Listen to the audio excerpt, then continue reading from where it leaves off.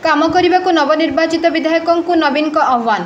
मु मुख्यमंत्री हेबा बेले राज्य में 70% थिला दारिद्र्य, एबे ओडिशा रे 10% को ह्रास पाई गरीबी हार। कृषि शिक्षा स्वास्थ्य क्षेत्र में आमे भल काम करिछु, पराजय पाई आमे संकोच अनुभव करबा उचित नुहे। आप तो जानते हैं जब मैं पहले मुख्यमंत्री बना 70% उड़ीसा के लोग पॉवर्टी लाइन के नीचे थे, अब 10% ही नहीं।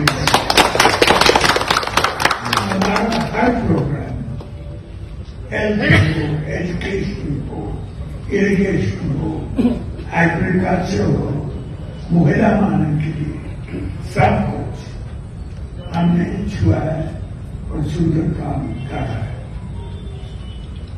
हमने कुछ भी शर्म नहीं होनी चाहिए हमारे 24 साल की सरकार के बारे में।